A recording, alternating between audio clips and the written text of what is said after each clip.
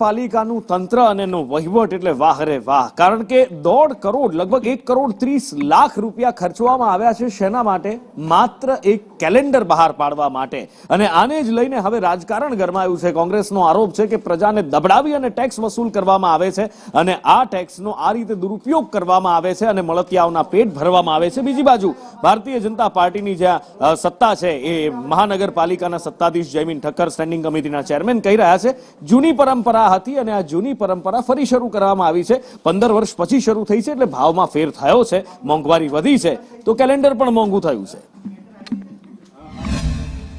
રાજકોટ મહાનગરપાલિકામાં અસંખ્ય આવા મકાનો જેને સીલ મારે છે કોર્પોરેશન, જેનો 10,000, 12,000, 15,000 ટેક્સ બાકી હોય, કરોડો રૂપિયા બાકી એ લોકોની માથે સીલ નથી મારી શકતી, કારણ કે એના ભાજપના આકાઓની મદદની હોય છે. એટલા માટે રાજકોટમાં 1,38,00,000 જેવો ખર્ચથી રાજકોટના ઇતિહાસમાં આજ સુધીમાં ક્યારેય કોઈ એવું કેલેન્ડર બનાવ્યું નથી કે જેનો આ હોય.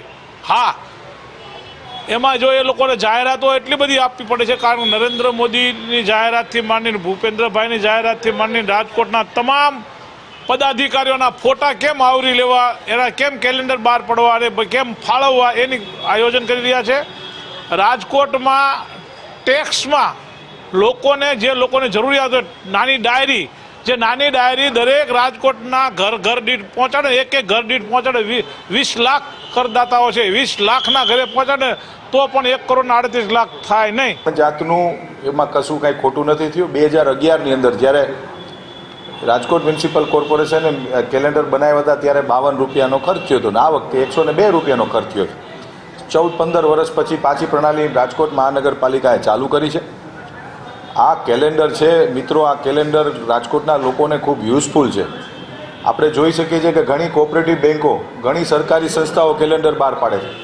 અમુક લોકો આ પ્રકારની જે વિષયો લઈને રાજકોટમાં ફરી રહ્યા છે એમને પણ હું કહેવા માગું છું કે તમે અહીંયા આવો સાર્વજનિક સ્વરૂપની અંદર, હું તમને હિસાબ બતાવું રાજકોટ મહાનગરપાલિકાના. કોઈ મની ક્રાઇસિસ નથી.